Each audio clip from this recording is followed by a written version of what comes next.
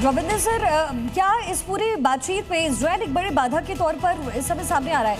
और अगर ईरान ने अपने प्रॉक्सी ग्रुप्स को एक्टिवेट कर दिया तो क्या अमेरिका बहुत सारे मोर्चे पर फंस जाएगा?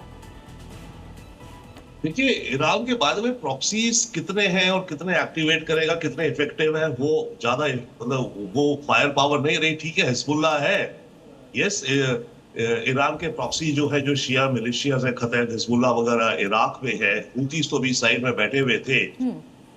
तो Iran, but yes, Iran survive करता जा रहा है और ईरान का सर्वाइवल ही उसके लिए एक तरह की विक्ट्री या फॉरवर्ड मोमेंटम देता है। इस समय तो आप छवि के हिसाब से देखिए और जिस हिसाब से ईरान एक्ट कर रहा है, ईरान फ्रंट फुट पे है। और ये लेबनान वाला जो मामला इन्होंने फंसा दिया है, हिजबुल्लाह वाला, वो एक बहुत बहुत मेजर एंगल ईरान ने क्रिएट कर दिया और अमेरिका मान गया था। अब वो पॉइंट 1 है, तो अब है कि इजराइल को लेकिन रविंद्र सर, दिक्कत कहाँ आई? पहले तो डोनाल्ड ट्रंप ने कहा था कि नेतन्याहू रोक देंगे, अटैक नहीं करेंगे। नेतन्याहू ने उनकी बात नहीं माना। अब हम देख रहे हैं कि लगातार हिजबुल्लाह पर अटैक जारी है। क्या नेतन्याहू की वजह से बातचीत नहीं हो पा रही है?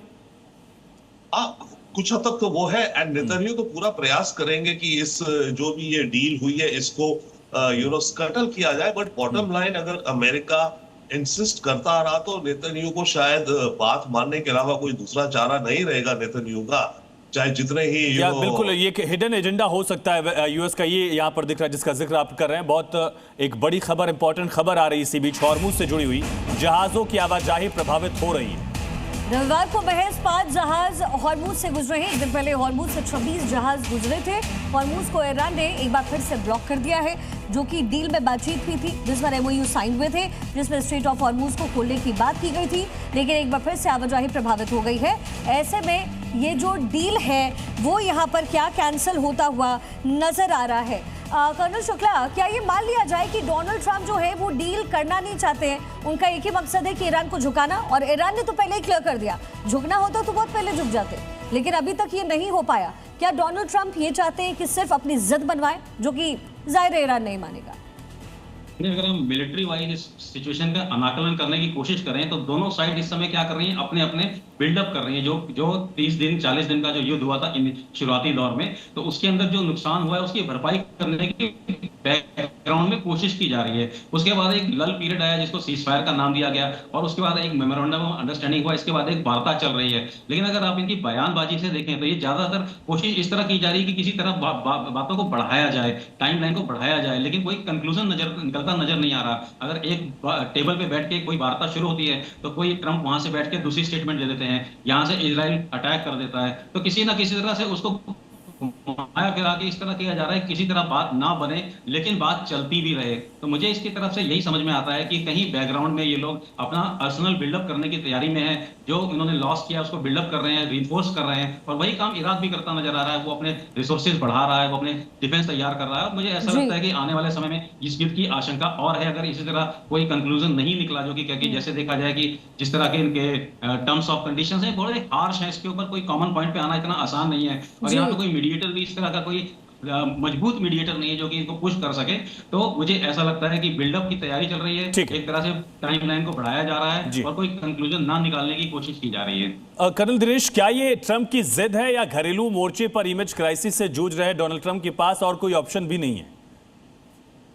देखिए, डोनाल्ड ट्रंप के पास में ऑप्शन इसलिए नहीं होगा बिकॉज जब डेमोक्रेट्स में रिपब्लिकन्स हो, उन दोनों की तरफ से ऑब्जेक्शन ये आया था कि आपने पता नहीं कैसी डील कर डाली है, जो पहले जो 2015 में जो डील हुई थी उससे भी बेकार है या उससे भी खराब है। तो एक रीजन जो दिया था डोनाल्ड ट्रंप ने वो ये दिया था कि दुनिया के लिए मुझे हॉर्मुज खोलना है। अब वो हॉर्मुज के अंदर भी वापस क्वेश्चन मार्क लग गया। If you permit me, I like to tell you कि ऐसा नहीं है कि इस मीटिंग के अंदर सब कुछ बेकार हो गया है। 12 घंटे की इनकी मीटिंग चली थी। उसके बाद में लास्ट में जो मीडिएटर्स हैं, कतर है या फिर पाकिस्तान है, एक जॉइंट प्रेस कॉन्फ्रेंस की गई है। और साथ ही साथ में इनके अंदर आपस में जो अंडरस्टैंडिंग बनी है वो ये है कि अभी कम्युनिकेशन लाइन हॉर्मुज के बारे में भी और लेबनान के बारे में भी अमेरिका और ईरान के बीच में खोली जाएंगी। एक हाई लेवल कमिटी बनाई गई है जिसके अंदर सभी चीफ नेगोशिएटर्स जो है वो वार्तालाप में रहेंगे आपस के अंदर। और तीसरा ये है कि जो 60 डेज का जो टाइम दिया गया है उसके अंदर अंदर जितने भी पॉइंट्स है, 14 पॉइंट्स का जो ये है इनका आपके अंदर का एमओयू, वो किया जाएगा। But she can just permit me just 1 second.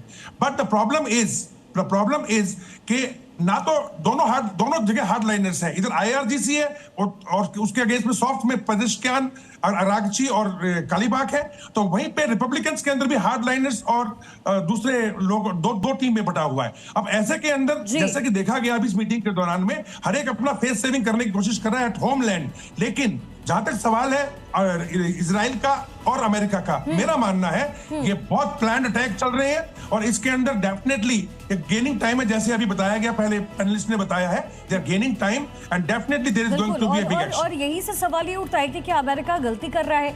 वो क्या इराक जैसी स्थिति, अफगानिस्तान जैसी स्थिति इस समय ईरान के साथ भी सोचता नजर आ रहा है? यही वजह है कि हर एक मोर्चे पर अमेरिका या डोनाल्ड ट्रंप कह सकते हैं गिरते हुए नजर आ रहे हैं। बहुत शुक्रिया आप तीनों खास मेहमानों का इस चर्चा में जुड़ने के लिए, अपनी बात रखने के लिए।